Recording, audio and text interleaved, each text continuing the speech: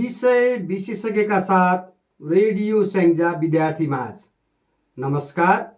साप्ताहिक रेडियो कार्यक्रम शैक्षिक दर्पणको प्रतीक्षामा रहनुभएका सम्पूर्ण महानुभावहरूलाई हार्दिक स्वागत गर्दछु।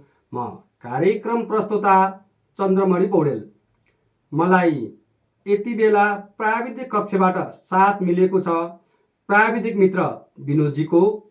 आदरणीय श्रोता, यो कार्यक्रम प्रत्येक सोमबार 6:30 बजेदेखि 7 बजेसम्म सुन्न सक्नुहुन्छ।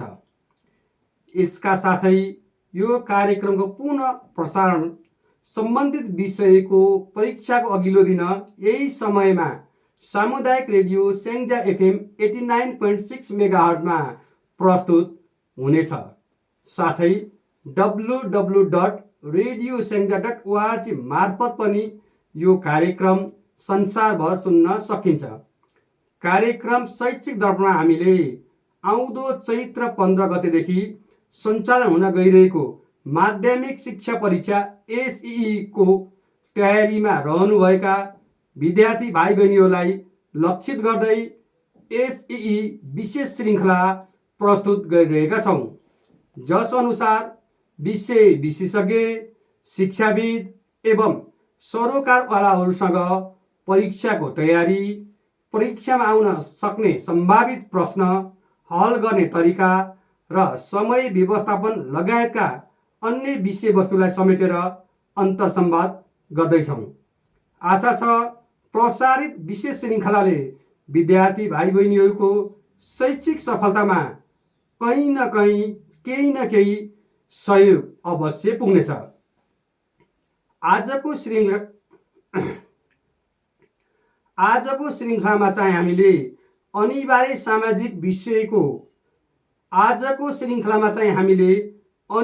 सामाजिक शिक्षा विषयको सन्दर्भ सामग्री प्रस्तुत गर्दैछौँ, जसका लागि हामीले स्टुडियोमा निम्त्याएका छौँ श्री सरस्वती माध्यमिक विद्यालयका प्रधानाध्यापक तथा सामाजिक शिक्षा विषयका शिक्षक श्री कृष्णबहादुर गोदारज्यूलाई। आउनुहोस्, ढिला नगरिकन उहाँलाई कार्यक्रममा स्वागत गरौँ। कृष्ण सर, शैक्षिक दर्पणको विशेष प्रस्तुतिमा तपाईँलाई हार्दिक स्वागत गर्दछु। धन्यवाद चन्द्रमणि सर। कृष्ण सर, आज हामी माध्यमिक शिक्षा परीक्षा SEE अन्तर्गत अनिवार्य सामाजिक शिक्षा विषयको स्पेसिफिकेसन ग्रिडमा रहेर परीक्षार्थी भाइ बहिनीहरूलाई सहजीकरण गर्नेछौँ। हजुर सर, 11 अङ्कभार रहेको अति छोटा प्रश्नहरू हल गर्दा विद्यार्थी भाइ बहिनीहरू अलमलिएको, प्रश्न र उत्तरमा तालमेल नमिलेको भन्ने सुनिन्छ। यस्ता प्रश्नहरू हल गर्दा परीक्षार्थी भाइ बहिनीहरूले अपनाउनु पर्ने पूर्व सतर्कता के होलान्? प्रश्न पारिदिनुहोस् न। सामाजिक अध्ययनको यो विशिष्टीकरण तालिकाको बारेमा आज हामी छलफल गर्दैछौँ। विशेष गरी सामाजिक अध्ययन अन्तर्गत यो माध्यमिक शिक्षा परीक्षा अर्थात् हामी SEE भनेर बुझ्ने गर्छौँ। यो SEE परीक्षामा सामाजिक अध्ययनमा मुख्य गरी 3 प्रकारका प्रश्नहरू आउने गर्छन्। एउटा अति छोटो प्रश्न जो 1 अङ्कभारको रहेको हुन्छ र जम्मा यसमा 11वटा प्रश्नहरू आउने गर्छन् र 11वटा प्रश्नहरू पनि 3 तहका प्रश्नहरू आउने गर्छन्। विद्यार्थी भाइ बहिनीहरूले यसलाई बुझ्नुपर्छ। यसमा ज्ञान र बोध तहको 5वटा प्रश्नहरू आउने गर्छन्, जसमा आफूले सुनेको आधारमा, जानेको आधारमा, बुझेको आधारमा उत्तर दिन सकिने खालका प्रश्नहरू जम्मा 5वटा हुन्छन्। त्यस्तै गरी प्रयोग र सृजनात्मक सिप अन्तर्गतका 3वटा प्रश्न हुन्छन्। त्यस्तै गरी उच्च दक्षताको सिप अन्तर्गत 3वटा प्रश्न गरेर जम्मा 11वटा प्रश्नहरू आउने गर्छन्। विद्यार्थी भाइ बहिनीहरूलाई विशेष समस्या भनेकै यो ज्ञान र बोध भन्दा पनि उच्च दक्षता साथै प्रयोग र सृजनात्मक सिपका प्रश्नहरूमा अलिकति समस्या चाहिँ आउने गरेको हामीले महसुस गरिरहेका छौँ र 11वटा प्रश्नहरू आउँछ। एउटाको अङ्कभार 1 छ, जसको उत्तर चाहिँ 1 वाक्यमै टुङ्गिने हुन्छ। तर विद्यार्थी भाइ बहिनीहरूले यही प्रश्नमा पनि अलमल भएको कारणले गर्दा सबै प्रश्नहरू मिल्न सक्दैनन् र त्यसबाट चाहिँ विद्यार्थीहरूको अङ्क जुन प्राप्ताङ्क चाहिँ कम हुन जान्छ। यसको लागि विद्यार्थी भाइ बहिनीहरूले सामाजिक अध्ययन विषयका सबै पाठहरूलाई अलिक गहन रूपमा अध्ययन गर्नुपर्ने हुन्छ। सानो सानो प्रश्नहरू आइदिन्छ जसमा विद्यार्थीले ध्यान नदिँदाखेरि त्यो उत्तर लेख्न नसक्ने पनि हुन्छ। र अर्कोतिर कतिपय प्रश्नहरू अलिकति लामो तरिकाले घुमाएर आइदिन्छ र विद्यार्थी भाइ बहिनीहरूले के लेख्ने भन्ने अन्यल पनि हुन्छ। त्यसले गर्दा राम्रोसँग विषयवस्तुलाई गहन अध्ययन गर्नुहोला र प्रश्नले के सोधेको भन्ने स्पष्ट रूपमा बुझेर मात्र उत्तर दिनुहोला। यो गर्ने हो भने हाम्रो यो अति छोटो प्रश्नहरूमा चाहिँ हामी सबै प्रश्नहरूको राम्रोसँग समाधान गर्न सक्छौँ। प्रश्न जसरी सोधे पनि, जति लामो भए पनि उत्तर एक वाक्य वा एक सेन्टेन्समा टुङ्ग्याउन सकिन्छ भनेर सहजीकरण गर्न खोज्नु भएको हो? अवश्य पनि सर। यो हामीले विद्यार्थी भाइ बहिनीहरूले के बुझ्नु होला भने यो 1 नम्बरको प्रश्न अथवा अति छोटो भनेर हामी बुझ्ने गर्छौँ। यसमा 2वटा वाक्य लेख्न आवश्यक नै छैन, एउटै वाक्यले पुग्छ। र कतिपय प्रश्नहरूको उत्तर त शब्दमा अथवा कुनै एउटा मितिमै टुङ्गिएको हुन्छ। त्यसले गर्दा लामो लेखेर 1 पेज नै लेख्छु भनेर चाहिँ त्यस्तो प्रयास नगर्नु होला। जतिसुकै लेखे पनि हामीले अङ्कको भार 1 भएको हुनाले दिने 1 नै हो। त्यसले गर्दा सठिक रूपमा लेख्नु होला। र म विद्यार्थी भाइ बहिनीहरूलाई के पनि अनुरोध गर्छु भने कतिपय विद्यार्थी भाइ बहिनीहरूले यो समूह क अन्तर्गत आउने जुन छोटा प्रश्नहरू छन् यिनीहरूलाई एकै ठाउँमा लेखिदिनु होला। यसलाई छरेर नलेखिदिनु होला। छरेर लेख्दा उत्तर जाँच्ने जुन सर म्याडमहरूले जाँच्नुहुन्छ, परीक्षकलाई पनि गाह्रो हुन्छ।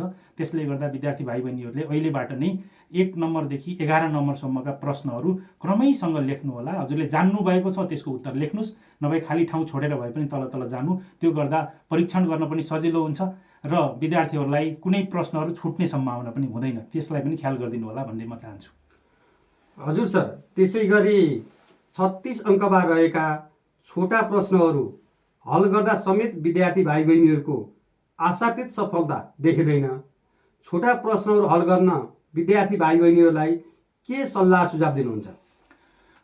छोटा प्रश्न जो 4 अङ्क भारका रहेका हुन्छन् र यी जम्मा 9वटा प्रश्नहरू आउने गर्छन्। 9 चौको गरेर 36 अङ्क भार यो छोटो प्रश्न अर्थात् हामीले समूह खमा यो प्रश्नहरू आउने गर्छ। अधिकांश विद्यार्थी भाइ बहिनीहरूले यो प्रश्न लेख्ने गर्नुहुन्छ। धेरै विद्यार्थी भाइ बहिनीहरूले लेख्नुहुन्छ, तर जो प्रश्नले उत्तर मागेको छ त्यो प्रश्नको उत्तर नलेखिकन अलिकति बाहिर अथवा सामान्य रूपमा भन्दा मौखिक रूपमा लेखे पनि सामाजिकमा नम्बर पाइन्छ भनेर अलिकति गफ हाँक्ने प्रवृत्ति पनि योमा रहन्छ। जसले गर्दाखेरि विद्यार्थीहरूले म 1 पेज लेखेको छु, मैले त 4मा 4 पाउँछु भन्ने खालको जुन खालको बुझाइ पनि रहेको छ। र त्यतातिर हजुरहरू नजान्नु होला। विशेष गरी विद्यार्थी भाइ बहिनीहरू जो एसईको तयारीमा रहिरहनु भएको छ उहाँहरूले चाहिँ यो छोटो प्रश्नलाई चाहिँ एकदमै बुँदागत रूपमा लेख्नु होला। र बुँदागत रूपमा लेखिसकेपछि कतिपय प्रश्नहरूमा 4वटा कारण लेख्नुहोस्, 4वटा असर लेख्नुहोस् अथवा 4वटा सुझाव दिनुहोस् भन्ने हुन्छ। र 4वटा सुझाव दिने भन्दाखेरि चाहिँ 4वटा चाहिँ शब्द मात्र लेखिदिएर हुँदैन। सुझाव भनेपछि स्पष्ट रूपमा जाँचकीले बुझ्ने गरी अथवा प्रश्नको मर्म पुग्ने गरी चाहिँ लेखिदिनु होला। र बुँदागत रूपमा लेखेको उत्तरलाई नै हामीले अङ्कन गर्दाखेरि त्यसलाई अलि राम्रो अङ्कन गर्छौँ। त्यसले गर्दाखेरि यो गफ लाउने तरिकाले चाहिँ कृपया नलेखिदिनु होला। बुँदागत रूपमा सोधिएका प्रश्नहरू पुरा सेन्टेन्स पुर्याएर लेख्दा त 4वटा बुँदा भए पुग्छ होला नि सर, के सुझाव दिनुहुन्छ? यस्तो छ, अब कतिपय प्रश्नहरूले मागेको उत्तर 4वटा वाक्यले पनि पुग्दैन। जस्तो कि अब जनचेतना जगाउने भनेर एउटा हामी सुझाव दियौँ। जनचेतना कसलाई जगाउने हो? अब जस्तो हजुरहरूले जनचेतना जगाउने भनेर पोइन्ट लेख्नुभयो भने त्यसलाई 2-3 वाक्यमा कसलाई कसरी जनचेतना जगाउने हो भन्ने कुरा पनि स्पष्ट पारिदिनु होला। त्यो स्पष्ट भयो भने पनि 4मा 4 पाइन्छ। अब कतिपय विद्यार्थीहरूमा एउटा भ्रम के छ भने 4मा 4 चाहिँ सर म्याडमहरूले दिनुहुन्न, हामी जति लेखे पनि केही हुँदैन भन्ने खालको मानसिकता पनि हुन्छ। त्यो चाहिँ होइन। सामाजिक अध्ययनको म लामो अनुभव सँगालेको कारणले म के भन्न चाहन्छु भने हजुरहरूले राम्रोसँग प्रश्नले मागेको उत्तर दिनुभयो भने हजुरले 4मा 4 पनि पाउनुहुन्छ। त्यसमा चाहिँ हजुरले सङ्कोच मान्नु पर्दैन। र 4वटा पोइन्ट लेख्नुहोस् र सामान्यतया चाहिँ 2-2 लाइन भए पनि त्यसको विश्लेषण गरिदिनुहोस् अथवा चाहिँ उत्तरलाई स्पष्ट पारिदिनुहोस्, हजुरले पूर्णाङ्क नै पाउनुहुन्छ। हजुर सर, हजुरलाई म अब लामो उत्तर आउने प्रश्नतर्फ लैजान चाहन्छु जसको अङ्कभार 28 रहेको छ। लामो उत्तर हल गर्न विद्यार्थी भाइ बहिनीहरूलाई तपाईँका केही टिप्स अवश्य होलान् नि, के भन्नुहुन्छ? अवश्य सर, यो विद्यार्थी भाइ बहिनीहरू हरेक वर्ष अलमल हुने भनेकै यो लामो उत्तर आउने प्रश्नहरू अथवा समूह गमा रहन्छ। र अहिले यसको अङ्कभार 7 रहेको छ। र विशेष गरी 4वटा प्रश्नहरू आउने गर्छन्। 4वटा प्रश्नमध्ये एउटा त नक्सा निर्माण नै आउँछ। त्यसले गर्दा लेख्ने उत्तर भनेको 3वटा प्रश्नहरूको हामी उत्तर लेख्छौँ। 3वटा प्रश्नको उत्तर लेख्ने मध्ये पनि अब हामीले 3वटा एकाइ, यसमा चाहिँ एउटा नागरिक चेतना भन्ने एकाइ छ जसमा उच्च दक्षताको प्रश्न आउँछ र मलाई लाग्छ सम्पूर्ण विद्यार्थी भाइ बहिनीहरू यही क्वेसनमा चाहिँ बढी मात्रामा अल्मलिनुहुन्छ। नागरिक चेतनाबाट आउने प्रश्नमा उच्च दक्षताको प्रश्न आइदिन्छ। अब ज्ञान र बोधको प्रश्न अलि विद्यार्थीहरूलाई सहज पनि हुन्छ, उच्च दक्षता अनि अलिकति टेक्निकल पनि हुन्छ, व्यवहारिक पनि हुन्छ, राजनीतिक कुरा जोडिएको छ, नियम संविधानका कुरा जोडिएर आएको हुन्छ। त्यसले गर्दा हरेक वर्षको हामी उत्तर पुस्तिका परीक्षण गर्दा हामी चाहिँ यो आइटम एनालाइसिस गर्छौँ, प्रश्नको चाहिँ विश्लेषण गर्दा चाहिँ यही क्वेसन यो नागरिक चेतनाबाट आउने लङ क्वेसनमा चाहिँ धेरै विद्यार्थीहरू चिप्लेको अवस्था चाहिँ छ। यसले गर्दा यसमा चाहिँ अलि गहिरिएर अध्ययन गरिदिनु होला। अब हाम्रो राज्यका अङ्गहरू, त्यस्तै गरी राजनीतिक दल, निर्वाचन प्रणालीका कुराहरू छन्, मानव अधिकारको कुराहरू छ। त्यसले गर्दा यिनीहरूलाई चाहिँ डिपमा अध्ययन गर्नुभयो भने यो गाह्रो चाहिँ छैन। गाह्रो एकदमै गाह्रो भन्ने चाहिँ सोचाइ नराख्नु होला र हजुरहरूले नागरिक चेतनालाई चाहिँ राम्रोसँग अध्ययन गर्नुभयो भने यसको प्रश्न लामो प्रश्नको उत्तर लेख्न सक्नुहुन्छ। र लामो प्रश्न 7 नम्बर भन्ने बित्तिकै पनि पुरै 7को हुँदैन। त्यसमा चाहिँ केही प्रश्नहरू टुक्रा पारेर आएको हुन्छ, टुक्रिएर आएको हुन्छ। जस्तो 2टा पार्टमा आउँछ, एउटा पार्टको चाहिँ 3 नम्बर, अर्को पार्टको 4 नम्बर भनेर आउँछ। र विद्यार्थी भाइ बहिनीहरू के गरिदिनुहुन्छ त अधिकांश विद्यार्थी भाइ बहिनीहरूले भने अगाडिको एउटा भाग मात्रै लेखिदिनुहुन्छ। 3 अङ्क भारको चाहिँ प्रश्न लेख्नुभयो, 4 अङ्क भारको प्रश्न लेख्नु भएन भने त उत्तर जाँचकीले त त्यो 4 नम्बरको दिन मिलेन, जसले गर्दाखेरि नम्बर त्यहाँबाट घट्ने हो। र अर्को कुरा, यो हाम्रो विगत र हाम्रो आर्थिक क्रियाकलापबाट एक एकवटा क्वेसन आउँछ। त्यसले गर्दाखेरि यिनीहरूलाई यी विशेष गरी लङ क्वेसन आउने जुन एकाइहरू छ यिनीहरूलाई चाहिँ हजुरहरूले अलि डिप स्टडी गर्नु होला र सर म्याडमहरूसँग पनि नबुझेका कुराहरू सोध्नु होला। र यसबाट यो लङ क्वेसन नगरिकन सामाजिकमा चाहिँ राम्रो अङ्क प्राप्त गर्न चाहिँ सकिँदैन। त्यसले गर्दा बुझेर पहिला सुरु राम्रो अध्ययन गर्नु पर्यो। अहिले हजुरहरूले अध्ययनको चरणमा हुनुहुन्छ, हजुरले अत्यन्तै गहन रूपमा अध्ययन गर्नु होला र उत्तर लेखेर कसरी चाहिँ समाधान गर्न सकिन्छ, प्रश्नको उत्तर लेख्ने, सर म्याडमहरूलाई देखाउने, सुझाव माग्ने, त्यस्तो गर्दै गइयो भने लङ एन्सर के अरे यो लामो प्रश्नबाट पनि हामी चाहिँ आत्तिनुपर्ने अवस्था चाहिँ छैन। हजुर सर, हजुरले वास्तविक विद्यार्थीको वास्तविक समस्यालाई पहिचान गर्नुभएको छ। जुन 7 अङ्क भएको क्वेसन रहेको छ त्यसमा टुक्र्याएर पनि 2टा अथवा 3टा फेजमा पनि क्वेसन सोधिन्छ भन्ने विषयवस्तु उठान गर्नुभएको छ। र विद्यार्थी भाइ बहिनीहरूले त्यो टुक्र्याएको प्रश्न पुरै नपढ्दा आशातीत सफलता नभएको हो त के भन्नुहुन्छ? विद्यार्थी भाइ बहिनीहरूलाई के सल्लाह दिनुहुन्छ? अवश्य पनि हो। अब कतिपय विद्यार्थी भाइ बहिनीहरूले त्यो विषयवस्तु राम्रोसँग जान्नु भएको छ, बुझ्नु भएको छ, तर प्रश्नले मागेको उत्तर नलेखेर अर्कै उत्तर लेखिँदाखेरि हामी परीक्षण गर्ने क्रममा चाहिँ समस्या आइरहेको छ। त्यसले गर्दा हजुरहरूले राम्रोसँग प्रश्नलाई अध्ययन गर्नु होला। एक पटक पढेर बुझ्नु भएन भने 2 पटक पढ्नु होला र प्रश्नमै लेखेको हुन्छ टप टु बटम 2 पटक पढिदिनु होला। किनकि लङ क्वेसनहरूले के क्वेसन सबभन्दा विद्यार्थीहरूको ठुलो समस्या भनेको प्रश्नले के मागेको छ, त्यो मागेको कुरा चाहिँ हजुरले चिन्नुपर्छ, पहिचान गर्नुपर्छ। त्यो चिन्न सकियो भने नै बल्ल हामीले चाहिँ उत्तर लेखेको कुरालाई परीक्षकले राम्रो अङ्क दिनुहुन्छ। त्यसले गर्दा प्रश्नको कतिवटा भाग छन् हजुरले त्यसलाई हेर्नु होला। जस्तो हाम्रो अति छोटोमा चाहिँ हुँदैन, त्यस्तो घुमाएर सोध्दैन। 4 नम्बरको क्वेसनमा पनि त्यो समस्या आउँदैन। अलिकति 2टा पार्ट 3वटा पार्ट जोडेर आउने भनेको लङ क्वेसन हो है। जस्तो चाहिँ त्यसमा 2 + 3 + 2 भनेर आइदिन्छ। हजुर, त्यसले गर्दाखेरि पहिलो भाग लेख्नु होला पहिला। जस्तो सहकारी भनेको के हो, नेपालको ग्रामीण क्षेत्रमा सहकारीको महत्त्व के छ, अथवा नेपालमा चाहिँ अहिले पछिल्लो समयमा सहकारीको क्षेत्रमा कस्ता समस्याहरू देखिरहेका छन् भन्ने एउटै क्वेसनमा आइदिन्छ। त्यसलाई जोडिदिन्छ कसरी, सहकारीको परिचय दिँदै यसको महत्त्वहरू उल्लेख गर्नुहोस् र नेपालमा पछिल्लो समयमा देखिएका सहकारीका समस्याहरू के हुन् भनेर क्वेसन आइदिन्छ। विद्यार्थीहरूले सहकारीको बारेमा मात्रै 1 पेज लेख्नुहुन्छ। हामीले दिने भनेको त 2 पूर्णाङ्कको मात्रै लेखे बच्चाले। हामीले दिने त 2मा 1.5 दिउँला, 2 दिउँला, बाँकी 5 नम्बर त छोडियो। त्यसले गर्दाखेरि विद्यार्थी भाइ बहिनीहरूले सोचे जस्तो चाहिँ यो प्राप्ताङ्क पाउन सकिरहनु भएको छैन। यो कुरालाई चाहिँ अत्यन्तै ख्याल गर्नु होला भन्ने म अनुरोध गर्न चाहन्छु। हजुर सर, लामो उत्तर आउने प्रश्नहरू हेर्दै गर्दा अब एउटा जुन नक्सा कार्य छ त्यो लामो प्रश्नमा आउने गर्छ र यो अनिवार्य प्रश्न पनि हो। यो अनिवार्य प्रश्न हो। नेपालको नक्सा अलावा कुनै महादेशको नक्सा कोर्न र दिएका विषयवस्तुहरू त्यहाँ नक्सामा लोकेट गर्न यो सोधिन्छ। प्रत्येक विद्यार्थी भाइ बहिनीलाई थाहा छ कि यो क्वेसन अनिवार्य हो। यति हुँदा हुँदै पनि विद्यार्थी भाइ बहिनीहरूले नक्सा कार्य गर्न नरुचाउनु, उहाँहरू नक्सा कार्यसँग अपडेट भएर परीक्षामा नजानु, यो विद्यार्थी भाइ बहिनीहरूको कमजोरी ठान्नुहुन्छ अथवा शिक्षण सिकाइमा केही कमी कमजोरी भयो अथवा नक्सा कार्य गर्न विद्यार्थी भाइ बहिनीहरूलाई तपाईँका सुझाव के हुन्? यो नक्सा कार्यको बारेमा चाहिँ अत्यन्तै गहन विषयवस्तु छ यो। यसको लागि, यो प्रश्नको लागि हार्दिक धन्यवाद दिन पनि चाहन्छु। हामीले पल्लो क्लासदेखि नै नक्सा कार्य गराउँदै आइरहेका छौँ। मलाई लाग्छ 4-5देखि नै नेपालको नक्सा बनाउने र तथ्यहरू भर्ने भन्ने सिकाउँदै आइरहेका हुन्छौँ।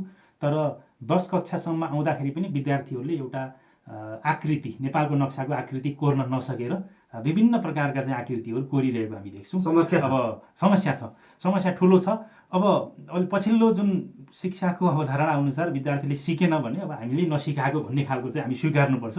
हामी सामाजिक शिक्षकहरू पनि यसमा चाहिँ यो तथ्यलाई चाहिँ हामी स्वीकार्नै पर्छ।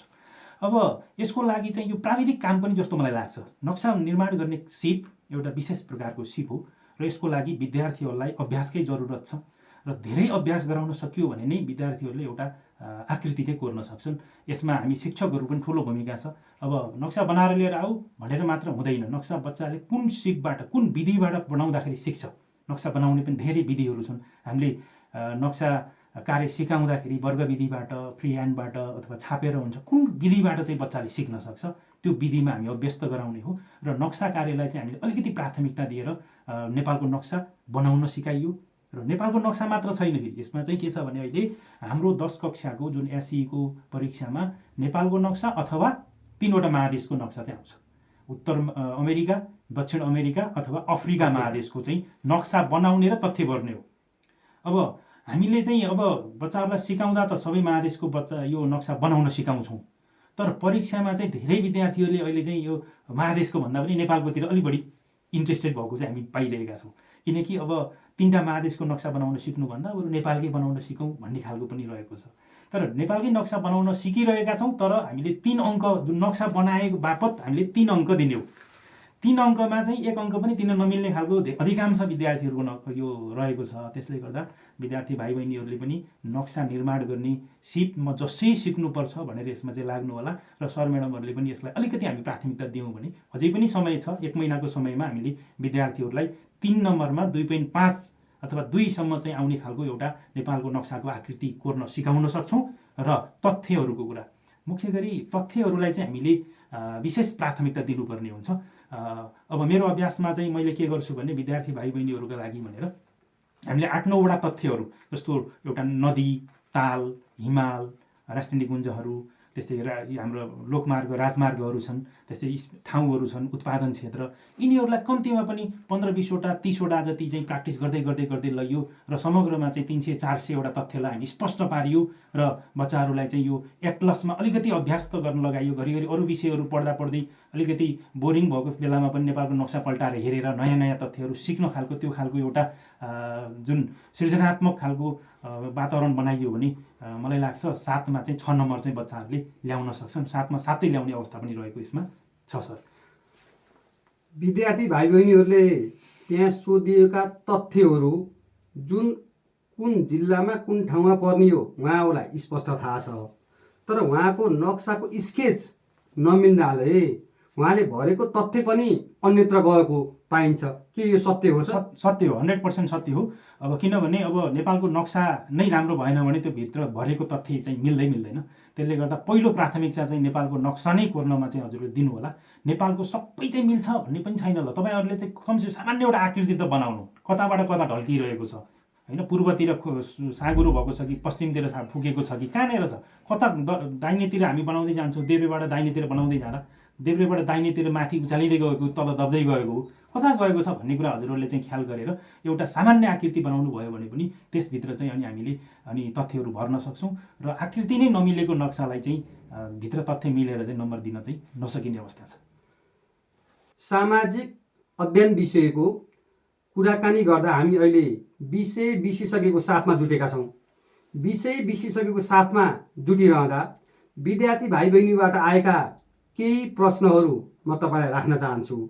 जस्तै विद्यार्थी भाइ बहिनीहरूले भन्ने गरेको सामाजिक अध्ययन विषय किन पढ्नु पर्यो, गफ हान्ने हो, गफ लासी पास भइन्छ यस्ता कुराबाट तपाईँ अनभिज्ञ अवश्य हुनुहुन्न। लामो शिक्षण अनुभव रहेको छ। के सामाजिक अध्ययन विषय गफकै आधारमा पास गर्न सक्ने विषय हो? विद्यार्थी भाइ बहिनीहरूलाई तपाईँका के सुझाव छन्? प्रश्न पारिदिनुहोस्। अधिकांश विद्यार्थीहरू नभइकन केही विद्यार्थीहरूमा चाहिँ यो भ्रम रहेको छ। अब सामाजिक भ्रम त अध्ययन सत्य हो नि सर। अत्यन्तै सत्य हो। यो मैले पनि भोगेको छ, अरू धेरै सर म्याडमहरूले भोग्नु भएको चाहिँ यो तथ्य हो।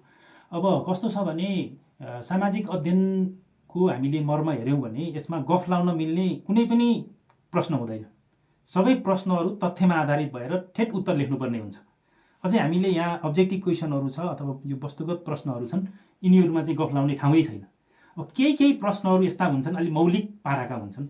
जस्तो तपाईँको समुदायमा लोकगीतको अवस्था के छ अथवा लोकगीतको संरक्षण गर्न तपाईँको भूमिका के हुनसक्छ भन्ने खालको तथ्य क्वेसन प्रश्न आयो भने अब त्यसमा पनि विद्यार्थीले अलिकति जुन तथ्यको धरातलमै बसेर लेख्नुपर्ने हुन्छ। त्यसमा चाहिँ गफ लगाएर मिल्दैन। त्यसले गर्दा यो सामाजिक अध्ययनमा गफ लगाएर जे आए पनि गफ लगाइदिए हुन्छ। त्यो जुन प्रश्नलाई यसो घुमाइ लेखे हुन्छ भनेर नम्बर पाइन्छ भन्ने भ्रममा नपर्नु होला।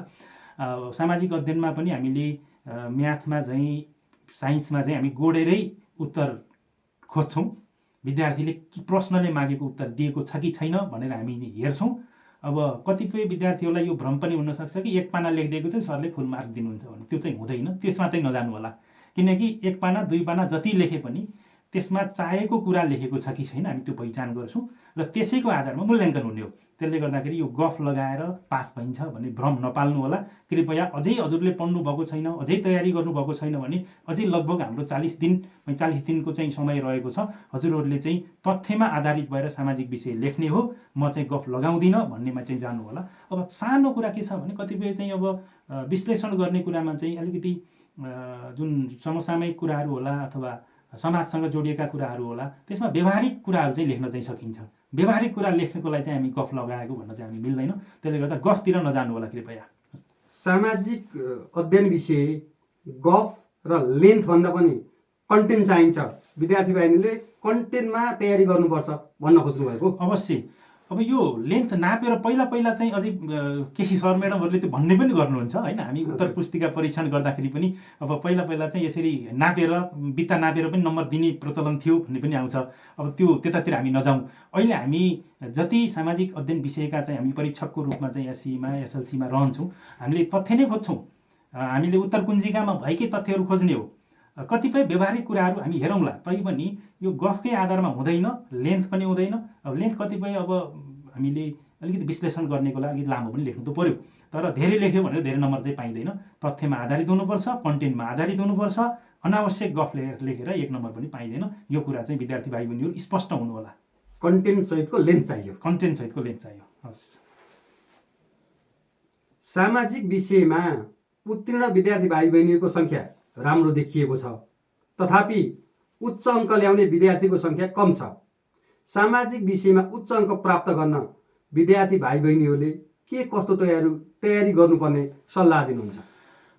अवश्य पनि सामाजिक अध्ययन विषयको जुन हाम्रो औसत अङ्क हेर्ने भने अब गणित विज्ञानको तुलनामा अलिकति कमै हुन्छ। अब यो हामीले स्वीकारेका पनि छौँ। उत्तीर्ण सङ्ख्या बढी हुन्छ, तर उच्च अङ्क चाहिँ प्राप्त गर्ने विद्यार्थीहरू अत्यन्तै कम हुन्छ। अब यसको पछाडि धेरै तत्त्वहरू छन्। अब मुख्य गरी हाम्रा एससीका विद्यार्थी भाइ बहिनीहरूले सामाजिक अध्ययन विषयलाई उच्च प्राथमिकता पनि राख्नुहुन्न।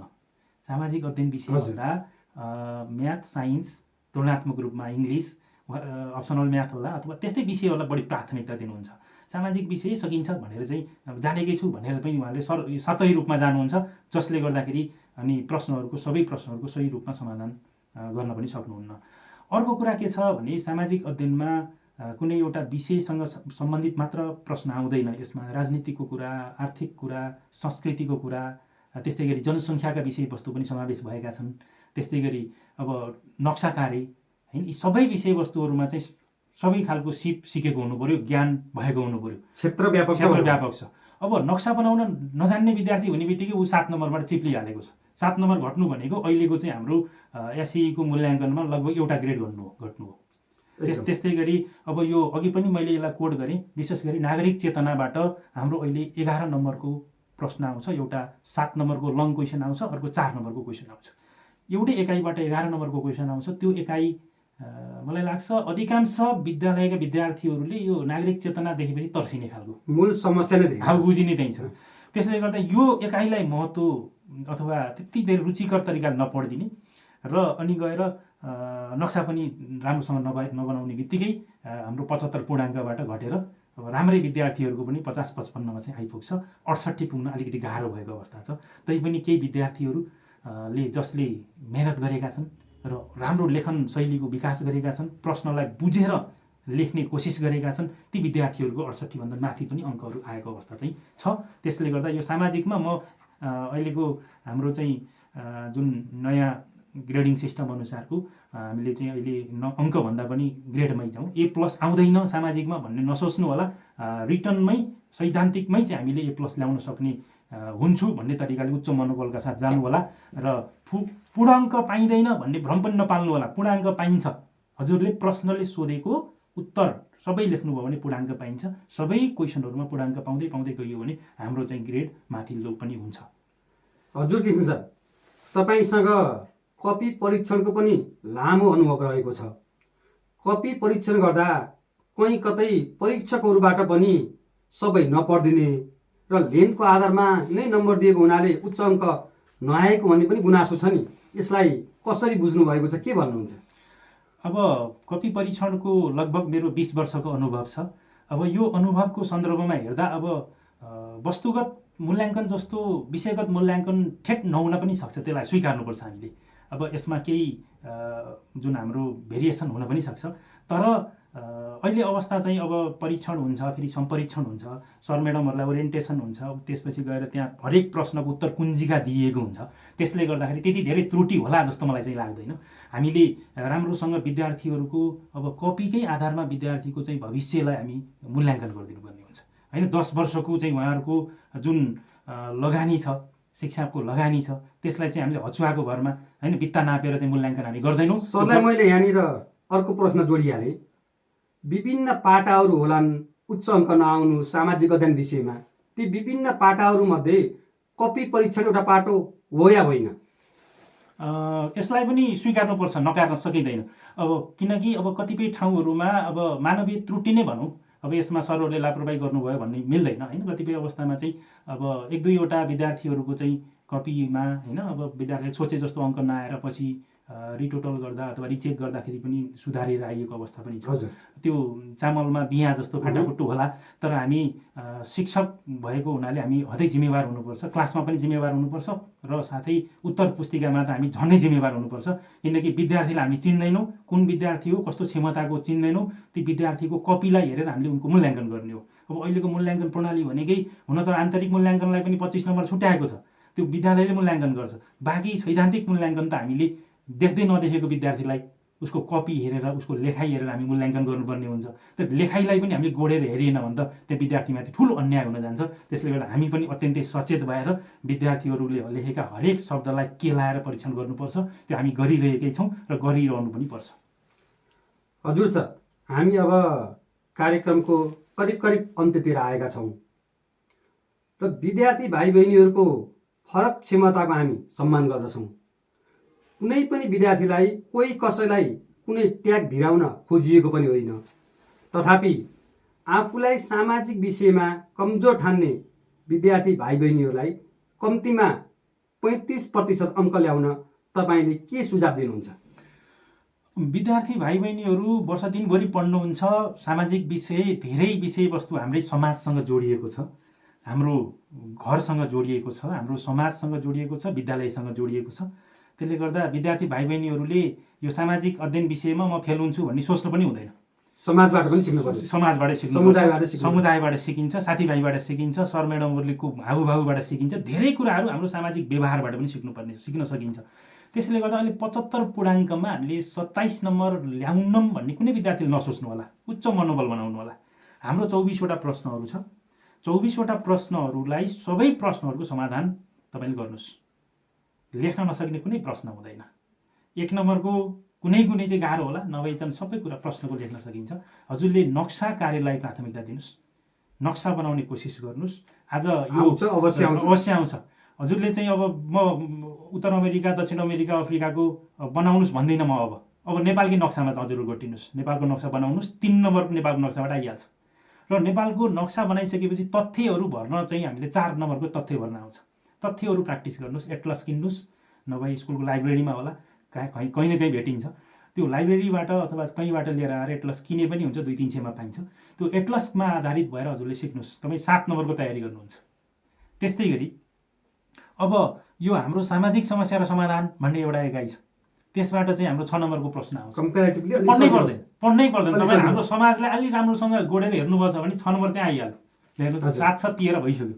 त्यस्तै गरी विकासका पूर्वाधार भन्ने, त्यस्तै गरी जनसङ्ख्या भन्ने एउटा चाहिँ युनिट हालेको छ। जनसङ्ख्या युनिटबाट पनि हाम्रो 5 नम्बरको अङ्क आउँछ। त्यसलाई पनि तपाईँले नेपालको जनसङ्ख्याको आकार, वृद्धि, बनावट, त्यस्तै गुणस्तरीय जीवन, यी त सामान्य प्रश्नहरू छन्। तपाईँले अलिक गाह्रो युनिटहरूमा म जान्न भन्नुभयो भने पनि तपाईँले एकाइ 5लाई गाह्रो मान्नुभयो, त्यो पढ्नु भन्नलाई ठिक छ। जस्ट पास हुनको लागि त तपाईँले चाहिँ एकाइ 1 देखि 4 सम्म सजिला एकाइहरू छन्। सामाजिक अध्ययन विषयमा आफूलाई कमजोर ठान्ने विद्यार्थी एकदम यो मैले चाहिँ 35% लिएर आउनलाई फेल हुन्छु भन्ने सोचेको विद्यार्थी भाइ बहिनीहरूले यो कुरालाई ख्याल गर्नु होला र सबै प्रश्नहरूलाई समाधान गर्ने कोसिस गर्नुहोस्। तपाईँ फेल हुने सोच्दै नसोच्नुहोस् भन्छु म त। मैले सामाजिक अध्ययन लगभग 15 वर्षभन्दा बढी पढाएको छु र विद्यार्थी भाइ बहिनीहरूले लगभग सबै विद्यार्थी भाइ बहिनीहरू चाहिँ पास हुनुहुन्छ। किन भन्दाखेरि उहाँहरूलाई मनोबल पनि उच्च बनाउनु पर्दछ। हजुर, यो त सामाजिक अध्ययन विषयमा आफूलाई कमजोर ठान्ने विद्यार्थी भाइ बहिनीहरूलाई विषय विशेषज्ञको टिप्स भयो। त्यसै गरी हामीले उच्च अङ्क, उच्च जिपिएको धेरै कुरा गरिसक्यौँ। भलै सामाजिक अध्ययन विषयमा उच्च अङ्क, उच्च जिपिए ल्याउने क्षमता भएका विद्यार्थी भाइ बहिनीहरूलाई तपाईँले के सल्लाह दिनुहुन्छ? अब यो उच्च जिपिए ल्याउने जुन अपेक्षा गरिरहनु भएको विद्यार्थी भाइ बहिनीहरूले उहाँहरूले चाहिँ यो सामाजिक अध्ययन विषयलाई पनि महत्त्व चाहिँ दिनु होला। समय चाहिँ छुट्याएर रुटिन बनाएर पढ्नु होला र तपाईँहरूलाई चाहिँ यो समस्या भनेको यो उच्च दक्षता को प्रश्नहरू चाहिँ रहन्छ। यसबाट 22 नम्बरको प्रश्न आउँछ। उच्च दक्षताको प्रश्नहरू बुझ्न र त्यसको उत्तर अलिकति घुमाउरो पारामा लेख्नुपर्ने हुन्छ। सुनेकै आधारमा लेख्ने खालको प्रश्नहरू उच्च दक्षतामा पर्दैनन्। भूमिका बाँधेर लेख्नु पर्यो, बुझेर लेख्नु पर्यो, त्यसलाई व्यवहारिकतामा लगेर जोडेर लेख्नु पर्यो। त्यसले गर्दा यो उच्च दक्षताको प्रश्नहरूमा अलिकति बढी हजुरहरूले अभ्यास गरिदिनु होला। र जुन हाम्रो अहिले बजारमा अथवा 10 सेटहरू आइरहेका हुन्छन्, तिनीहरूमा प्रश्नहरू जुन भेराइटीहरू छन्, ती सबै प्रश्नहरूलाई राम्रोसँग हेर्नु होला। लेख्नुपर्छ भन्ने छैन, कतिपय प्रश्नहरूको उत्तर पनि लेख्नुहोस्, लेख्ने अभ्यास पनि बढाउनुहोस् र जहाँ अलमल हुन्छ हजुरको विद्यालयको सर म्याडमहरूसँग सोध्नुहोस् र अलिक जटिल टाइपका प्रश्नहरूलाई हजुरले ख्याल गर्नुहोस्।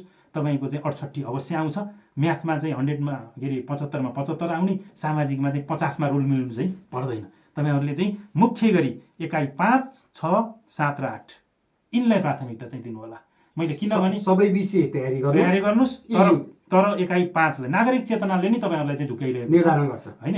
4 जिपिए लिएर आउँछु भनेर ल्याइरहेको विद्यार्थीहरूलाई यसैले बिगाइरहेको छ, सामाजिकले पनि बिगाइरहेको छ। त्यसले गर्दाखेरि यी कुरालाई चाहिँ ख्याल गर्नु होला र सानोतिनो कुराहरू पनि कतिपय अवस्थामा चाहिँ सानो कुराले झुक्याइदिन्छ।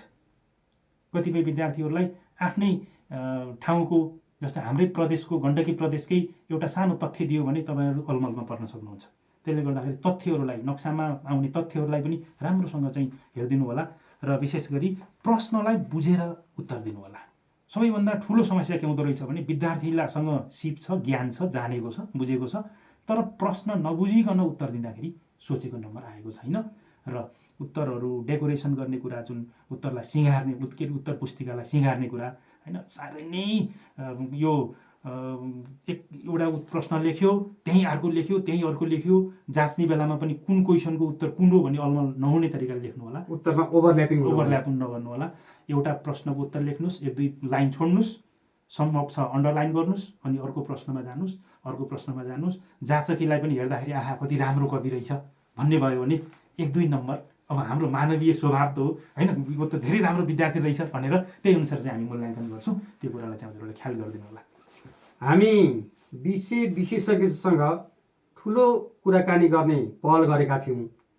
सँगसँगै हामी स्टुडियोको समयलाई ध्यान दिनुपर्ने हुन्छ। अब भने हामी कार्यक्रमको अन्त्यमा आएका छौँ। जाँदा यो समय सीमा वरिपरि मैले तपाईँलाई सोध्न छुटाएका र तपाईँले विद्यार्थी भाइ बहिनीलाई दिनै पर्ने केही सुझाव छन् भने कृपया राखिदिनु होला। होइन, धेरै विषयवस्तुमा हामी छलफल गऱ्यौँ। अझै विद्यार्थी भाइ बहिनीहरूसँग हामी समय मिल्यो भने पछि पनि कन्टेन्टमै आधारित भएर पनि हामी छलफल गर्नेछौँ। विद्यार्थी भाइ बहिनीहरूका केही समस्या छन् भने पनि हामी समाधान गर्ने कोसिस गरौँला। र विशेष गरी यो हाम्रो परीक्षा लक्षित यो कार्यक्रम भएको हुनाले हजुरहरूले सामाजिक अध्ययनको जुन विषयको तयारीको लागि हजुरहरूले पहिलो एकाइदेखि अन्तिम एकाइसम्म अथवा 10वटै एकाइलाई सरसर्ती हेर्नु होला र त्यसमा आएका जस्तो हाम्रो किताबमा भएका मात्र अभ्यासहरू अथवा क्रियाकलापहरू तिनीहरूलाई मात्र चाहिँ ध्यान नदिनु। हजुरहरूले अरू अहिले त सामाजिक सञ्जालमा विभिन्न ठाउँबाट निकालेका प्रश्नहरू छन्, ती प्रश्नहरूलाई पनि समाधान गर्ने कोसिस गर्दै जानुहोस्। र जहाँनिर समस्या आउँछ तत्काल, अब सामाजिक अध्ययनको त धेरै सर म्याडमहरू यसमा नलेज राख्नुहुन्छ। अब सामाजिक सर म्याडमै नभेटिए पनि अरू सर म्याडमसँग सोद्धा पनि कतिपय कुराहरू यहाँबाट आउँछ। हजुरहरू अलिक जिज्ञासु भइदिनु पऱ्यो। र समसामयिक विषयवस्तु पनि एउटा प्रश्न चाहिँ आउने गर्छ। यो हाम्रो विशेष गरी एकाइ 9बाट हाम्रो अन्तर्राष्ट्रिय सम्बन्ध र सहयोग भन्ने एकाइबाट एउटा 4 नम्बरको क्वेसन समसामयिक विषयवस्तु पनि आइदिन्छ।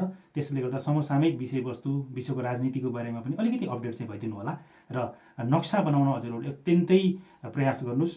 सम्भव छ दिनको एउटा नेपालको नक्सा बनाउनुहोस्, 8-10वटा तथ्य भर्नुहोस्। यस्तै गर्दै जाने हो भने हाम्रो 1 महिनासम्म जाँदा 30वटा नक्सा बनाइन्छ। 30वटा नक्सा बनाउँदा हामी नक्सा बनाउने सिपमा पनि हामी विकास गर्दै जान्छौँ र तथ्यहरू भर्ने पनि राम्रो विकास हुँदै जान्छ। यति गर्न सक्नुभयो भने अधिकांश विद्यार्थीहरूको चाहिँ सिकाइ उपलब्धि राम्रो हुन्छ र हजुरहरूले उच्च अङ्क प्राप्त गर्न सक्नुहुन्छ। त्यसले गर्दा उच्च मनोबलका साथ पढ्नुहोस्। सामाजिक विषयलाई अत्यन्तै राम्रो विषय हो, यो पढ्दाखेरि मलाई भित्रैदेखि मजा आउँछ भन्ने तरिकाले, एउटा चाहिँ रुचिपूर्ण तरिकाले चाहिँ हजुरले पढ्नुभयो भने सामाजिक अध्ययन विषयमा चाहिँ असफलता भन्ने हुँदैन। यो सोध्नु पर्दैन। श्रोता, रेडियो कार्यक्रम शैक्षिक दर्पणको यो श्रृङ्खला यहाँहरूलाई कस्तो लाग्यो?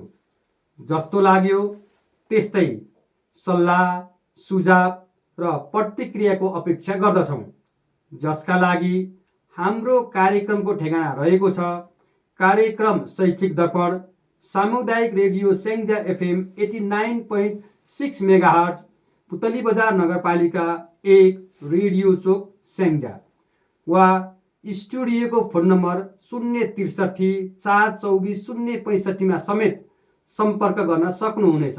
हवस् त, यतिन्जेलसम्म कार्यक्रम सुनेर साथ दिनुहुने तपाईँ, आजका अतिथि श्री सरस्वती माध्यमिक विद्यालय गैरीखेतका प्रधानाध्यापक तथा सामाजिक शिक्षा विषयका शिक्षक श्री कृष्णबहादुर गोदार र प्राविधिक मित्र विनोदजी प्रति विशेष आभार प्रकट गर्दै म कार्यक्रम प्रस्तोता चन्द्रमणि पौडेल पनि अर्को श्रृङ्खलामा भेट हुने बाचासहित बिदा हुने अनुमति माग्दछु।